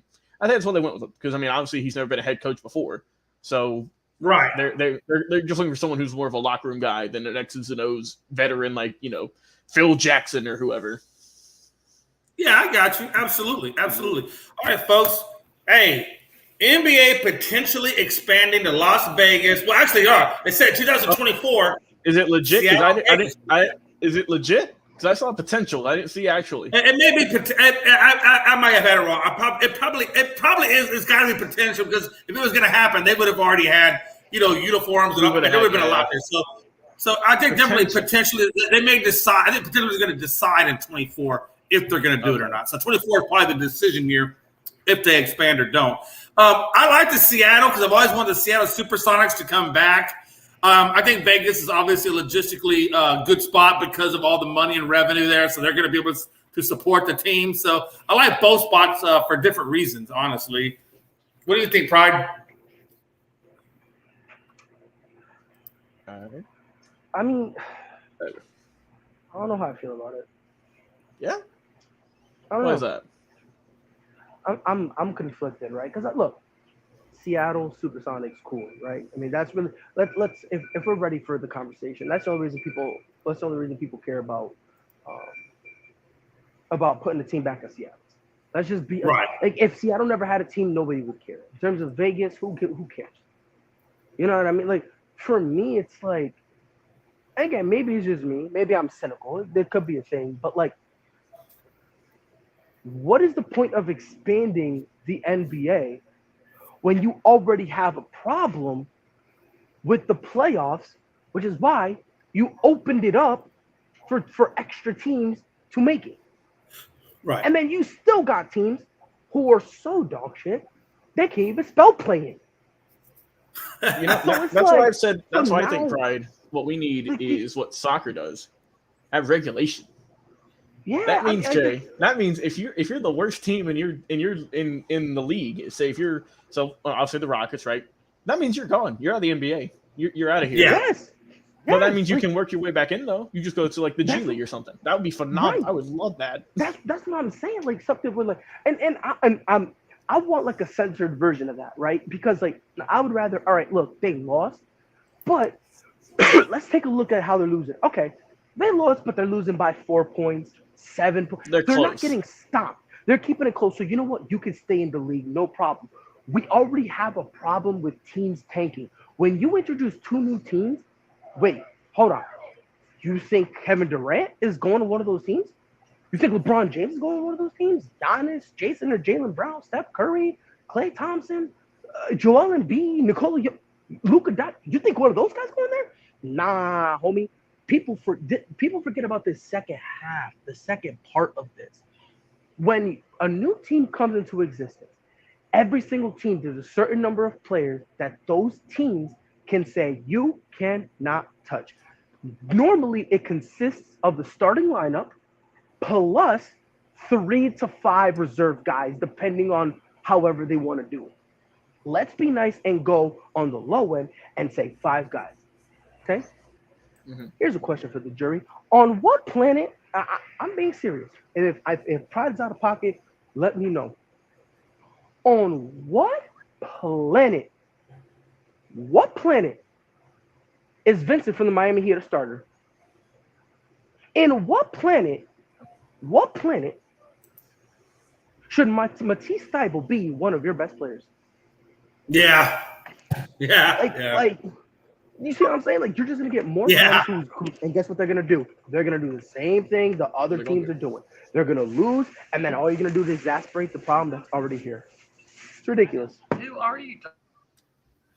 And, they were talking about, I believe it was John Suggs that was talking about Nashville, Louisville, or even Virginia Beach. I like the Nashville thing. I think Nashville probably could support having a basketball team there. I don't really necessarily like Louisville or Virginia Beach. I just don't think they had the population really to support that type of team. So I don't think it's going to work out too well for them. I think it's more of a college town than anything else. But Nashville, for sure, absolutely. I think Tennessee would love to have a basketball team. But again, Seattle obviously has a population too. So I'm good with either one, honestly. I do think that them expanding to 32 now is a good point or a good move. I think what was the last like new team we got? Was it Charlotte? I think Was Charlotte was like Charlotte- 02. No, it wasn't. No. Charlotte was already there. The only thing Was it New Charlotte did Orleans? was change their name because they went Oh from the yeah, that's Bobcat. true. That's right. They went from the Bobcat to the Hornets. It might have been New Orleans. Yeah, which one was it? Because I think it was New Orleans. Yeah, Because New Orleans came around the same time that they wanted to change their name from the Hornets to the Bobcats. So I think Right. So So I the think New Orleans, they might the be New, the youngest yeah, team. the New Orleans Hornets, right? They were And then around it became from the Pelicans 02, after the Hornets. right? So I guess it was them. But I mean, that's still been 20 years. So I think obviously I can see, obviously everyone's been saying for eons now since they left, put a team back in Seattle, make them the Supersonics. Okay, also thank you, John Suggs. It was the Pelicans in 02. Now OKC was 08. And that was just them getting rid of the Sonics. Yeah, okay. That's what I think. Exactly. Birmingham, nah. San Diego, potentially. Oakland, I mean, just I like San Diego probably more than Oakland. I like San Diego better than Oakland. Yeah, I like San Diego better. With Seattle, obviously, you have that like great fan base, and with Vegas, I mean, there's been an influx of new teams in just different sports. You got the Raiders, the Golden Knights, LAFC, the soccer squad, and the MLS. I mean, there's been a lot of new sports teams in just the last 5 years in Vegas. I mean, obviously, they're marketable. They make a ton of money. They make a killing. And that's why they want to go to Vegas. I mean, you legalize gambling. You got a lot of tourists who just like, oh, look who's in town this week. So, I mean, I'm cool with both of them, but I'm with Pride. I think that something has to give in a way. That obviously those teams are going to suck for years. So, I mean, look at what like Memphis did whenever they first were a team. They sucked for a minute. They didn't have anyone good on their team. Bro, And you remember the Clippers? Clippers? Clippers weren't good till the 2010s. Clippers were horrible forever. The Clippers weren't a good team till 2009. Come on. They were just bottom rung feeders for the longest. And I mean, it's really hard with the expansion team, and really for every sport, but especially for basketball, because you have to pick the like mid to bottom tier guys. You don't get the superstars off a rip, and it's hard to build a team like that. It really is. And like, because the best option you have is to try to build to the draft, and then hopefully maybe you can get a free agent to sign or something. Right, but who would want to go there with a bunch of nobodies, So that's the tough part. But I'm cool with them expanding. I always like to see new teams, so I don't have an issue with it. Well, I take New Orleans Pelicans. It took them a hot minute before they even got into the playoffs. It took them until they got Anthony Davis pretty much to become a really good. Chris Paul. Sorry. Right, and the Bobcats still haven't gotten Anthony Davis. So. Oh, no, we don't talk about the Bobcats. What do you? They had Kimba, and that was it. Kimba and Michael Kidd. Bobcats. I never did like that name for a team. I thought that was a horrible name for a team. They had the worst shooting motion with Kid Gilchrist. And they had like some of the worst jerseys too, Jay. They had like the racing stripe on those. It was terrible. It's been terrible. Michael Jordan already was off on a wrong foot with that.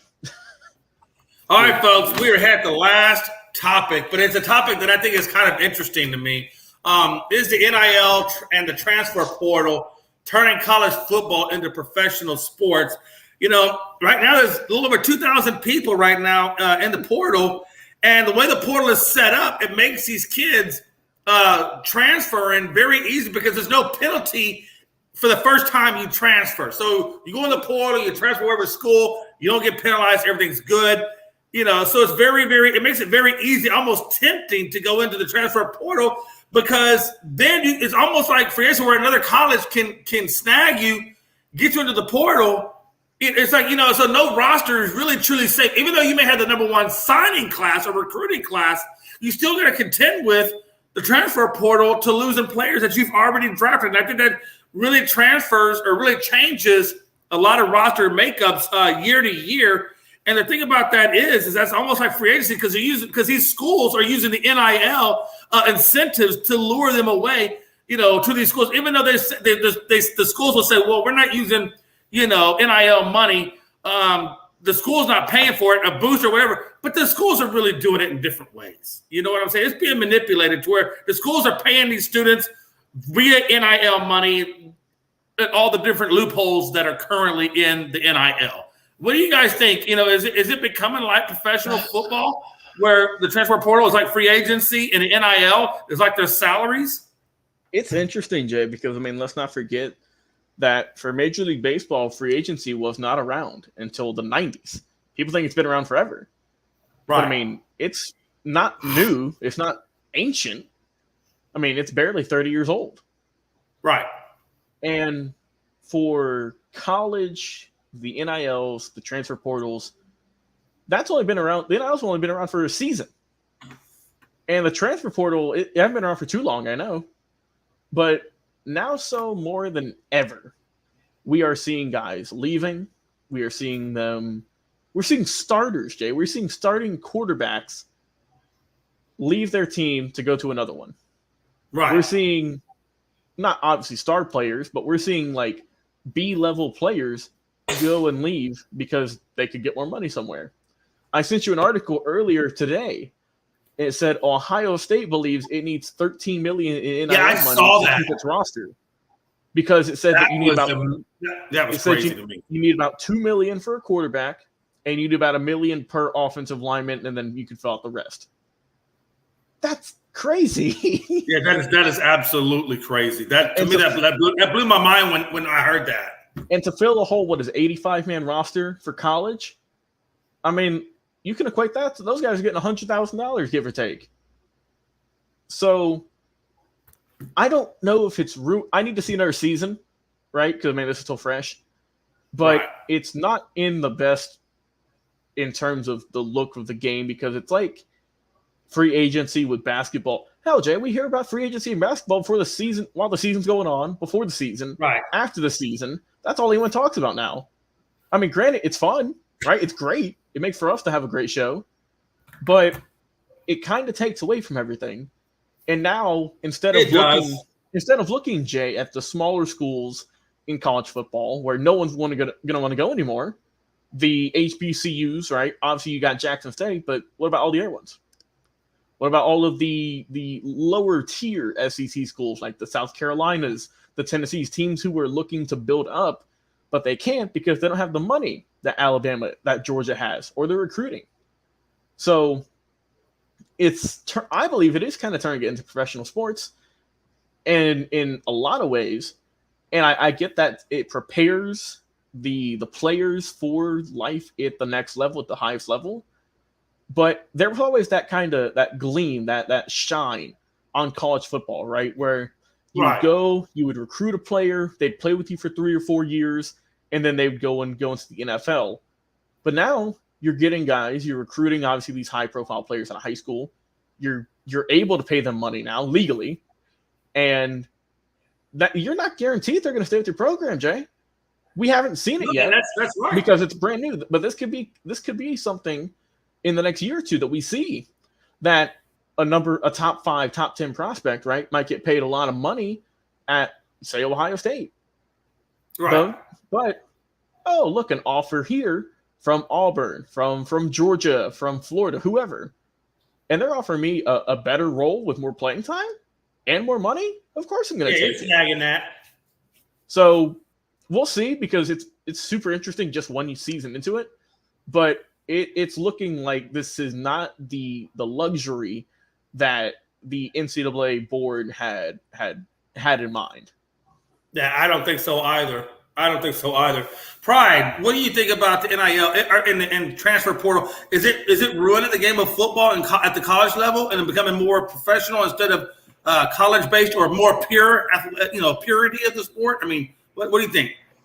I love how we're talking about pure. I love it when we got the same teams that Alabama, Georgia, Florida. These bozos been playing kids to go there the whole time.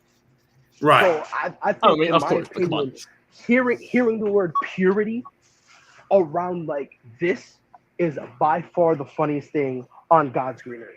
This is the most unpure sport ever. Like college.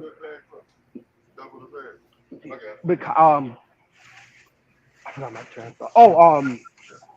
It's unpure. This is by far the most unpure game So I mean, it's starting to like college football is going up there with like soccer in terms of in terms of like corruption and stuff. You know what I mean? Yeah. So it's like all the stuff that goes least, on behind the scenes. Right. And by the way, for the transfer portal, in terms of the first year, you don't get a penalty. I understand that to an extent, and here's why I say to an extent.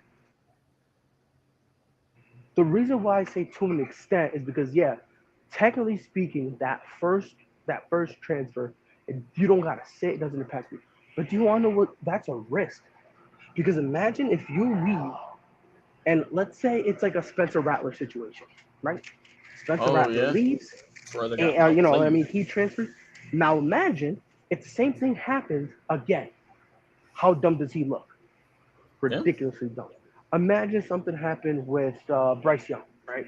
Let's say Bryce Young just, falls off a cliff. All of a sudden was like, oh, I don't want to be here anymore. I want to play for Ohio State. Goes to Ohio State, and let's say he still plays, and let's say he's horrible. Let's say he's dog water. That's the risk you take. Yeah. It's a gamble. So I'm not really, in my opinion, I'm not really mad about it. I'm not, because when it comes to the transfer aspect, you're risking something. You're risking you're going to a different team. You're risking money, you're risking playing time, you're risking a lot. Exactly. You're risking it. So it's like, if you're willing to take that chance, pop off. Now, in terms of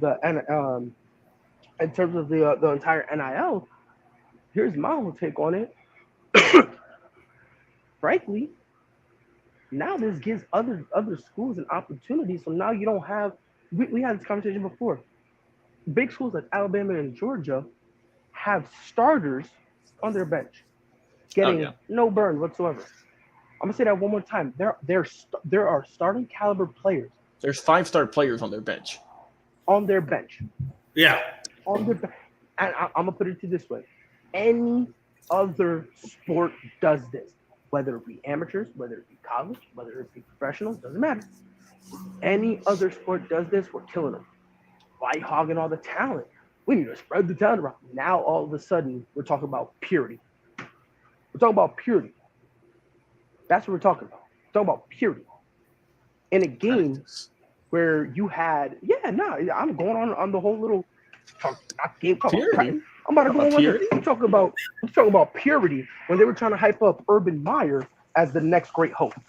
You let me know how that turned out. We're talking about purity. We're trying to talk about purity. And we got Nick Saban, who is known to buy kids. All of a sudden try to be like, I never did that before in my entire life. We're talking about purity. Right. Purity in a game that's been literally using kids for entertainment and making billions of dollars. We're talking about purity.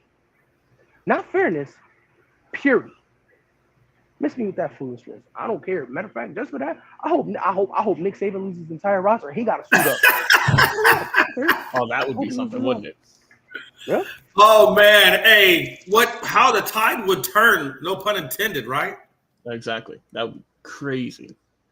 Jeez, man. All right, man, folks. Listen, we are at the final thoughts segment, and we are literally like 17 minutes away from game 1. Logan, final thoughts, brother.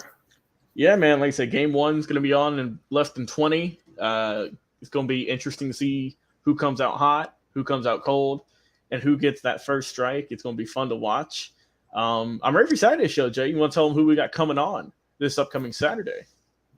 Yeah, so Saturday at 8 p.m. Eastern time, we will have Jim Jeffcoat, former defensive end for the Cowboys and Bills in the 90s. He'll be on the show, and it's going to be a lot of fun to pick his brain, especially, since we just had the draft and, mini camps and things like that are forming up. So it's going to be good to talk football. And I know he also does basketball, so we'll talk some basketball and things like that with him. So it's going to be a good time. What about you, Pride? You got any final thoughts? Boston in 7. Red Sox will be fine. The Astros are just bums. Who else can I defend? The Braves should just the Braves are a minor league team. Oh, come on. Who else can I defend? I'm trying to get people. I'm waiting for the Yankees. Horrible. Who? Waiting for the Yankees. You haven't mentioned Cares? them. Yeah, we don't care about. Yeah. Them. We speak about I thought we were in them. a sabbatical. Again, What happened? I'm gonna tell you. You're this. gonna break for that one. The sabbatical ended. Look, man, I'm gonna put it together this way, man. The Yankees are the only team who will find a way to win the division and still lose a wild card game. Imagine, let that sink in. Let that sink in. They will be the first team to do that. You got the Astros who are just, imagine being the Astros still cheating and losing. Imagine. Boston, we vibing. Patriots, we're better than every single one of your teams. I don't care. Who else can I offend? I'm gonna get somebody today. I'm waiting for you to go on just like a wrestling promo. Just start naming off names. Oh, by the way, MJF, stop being a bitch. On some real. Stop being like that. Stop being a crybaby, bro. You signed the contract when you first signed it. You thought it was adorable. You thought it was cute. Now all of a sudden, I don't want to be here. Pride's getting worked, bro. I don't care if I'm getting work, bro. I'm on Team Tony, bro. I'm on Team Tony. Yo, like you saw the actor thing when they're trying to ask about. He goes, "Oh, I'm not talking about MJF. Come on, bro. Stop being scared, bro. He's not gonna beat you up. I got you, bro." I've not seen Tony Khan blink in 3 years. I'm just saying. Bro, my God, I'm pretty sure he doesn't, bro. I swear to God. He does something. Man. Now, there's an invisible man that just squirts like eye drops into his eyes, bro. Just saying, look, man, I'm just gonna put it to this way: MJF, you're being a little crybaby bitch. Matter of fact, you know what it is? It's probably CTE. You saw how many times Wardlow gave him the powerbomb? Shoot, I'd be out of my mind too. Shoot, my guy was there hanging with Sean Spears. He's hanging with Sean Spears, the chairman. He probably took a couple chairs to the head. My guy out here just stumbling. Well, he did get hit in the head with that chair the other week. Don't forget. The steel cage. Bro, it all makes sense. Like, it all makes sense. Yeah, I'm telling you, bro. He's like, oh yeah, I don't want to be here. Fire me. Bro, quit. What do you mean? You don't want to be here, just no show. We're getting worked, brother. It's all a work. It is. Who else can I get tight? Oh, by the way, Vince, you're a piece of shit. I hate you for changing LA Knight's name. I'm not calling him what his new name is. Max Dupree. You said Eli Drake? Yeah, that's where I'm at. Because that's not an insult. That is just a fact of life. That's where I'm on right now, brother. Because I'm depressed, bro. Life is strange for me right now, bro. In some aspects, I'm the happiest man in the world. We're talking about the Celtics, bro. If you talk about anything outside of that, bro, I'm sad. I cry myself. That's the Bruins got knocked out, so. Bro, we don't talk about that, bro. We don't talk about that, man. At least you got football coming up. You got football. Yeah, you're good. I got football, and imagine the Patriots finish under 500. I might just retire from sports, bro. Swear to God, I might just retire because this is insane. Who else can I get tight? Hey, listen, Boston's 1-2 in games won. This particular postseason, and Golden State 3-0. All I hope for is that it's not a blowout. Whatever team wins, I just don't. I want this series to be competitive. I want this to be at least 6 games because I don't want. Because Jay Black said we haven't really seen that many close games. We really haven't, and it's sad. But these are it's been a lot of blowouts or one-sided wins. But these are the top 2 teams in the league. Hold on. No, I got a question. I got a question real quick because you said what Boston was in game 1. What's maybe it's just me. What's Golden State's record? No, not because he said Golden State was 3-0. What's the Houston Rockets record? Oh, there you go. Every time I make a point, he want to go that direction. Pride, don't do that. All you're doing it. Don't tarnish yourself like that. Don't do it. Logan, he's right. I'm embarrassing myself. He's right because he is a Mavericks fan. I forgot. Oh no! Don't you know what? That. Hey man, listen. Hey, right here. Pride. I bought this jersey. When Hakeem Olajuwon still played for the Rockets his rookie season. So I don't want to hear Mavericks this or that or the other. I don't want to hear it. This jersey's older than you are, Pride. I don't know, man. That thing looks too probably Logan. That looks pretty crispy, Jay. I know. I take good care of my stuff. What do you want me to say? You didn't take care of it, bro. That's all I'm saying. That's brand spanking new. I don't care what anybody says. That is brand spanking new. He just got it. Jay got that as a Christmas gift. What you mean? Dude, I see the fold wrinkles. So I don't want to hear anything, bro. Get out of here with that. Hey, JD. I see the fold wrinkles. Shut your mouth.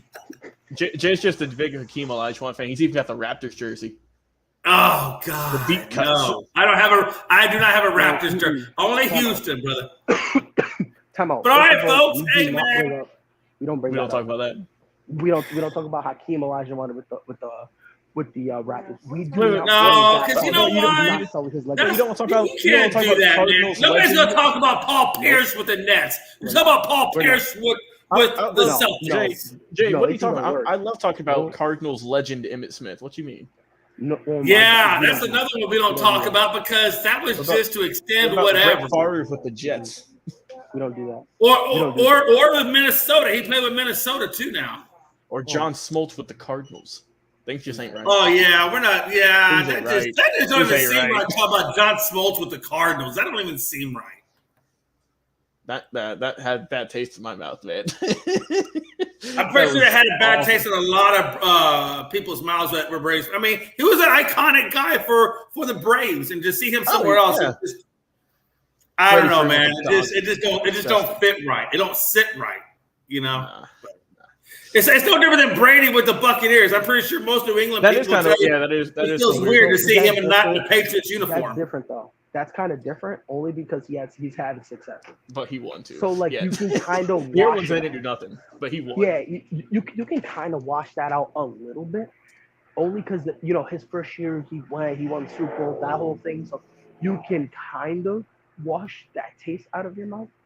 But yeah, no, bro, that is no, bro. We do not speak of. Oh my God, bro, that's embarrassing. No, I'm good, dude. Oh God, have mercy on my soul, bro.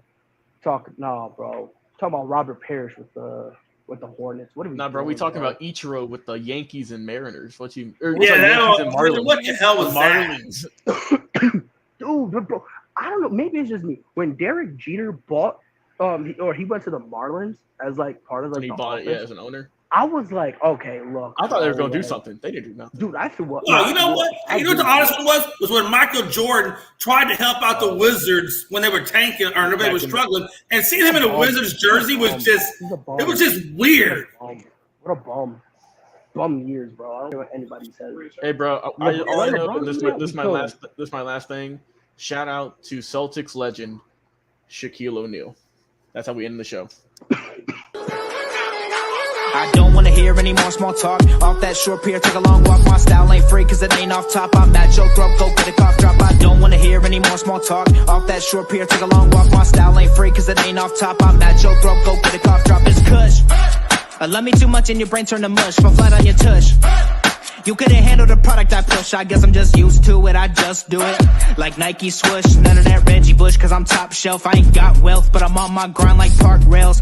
I'd sell the shoes right off my 2 feet. Then add one, that's a yard sale. Got dumb bars that be smarter than Harvard, Yale. Take your pictures elsewhere. You wanna be TMZ, I wanna be VIP. Quit pandering, I'm not answering, cause I don't wanna hear any more small talk. Off that short pier, take a long walk. My style ain't free, cause it ain't off top. I'm at your throat, go get a cough drop. I don't wanna hear any more small talk. Off that short pier, take a long walk. My style ain't free, cause it ain't off top. I'm at your throat, go get a cough drop.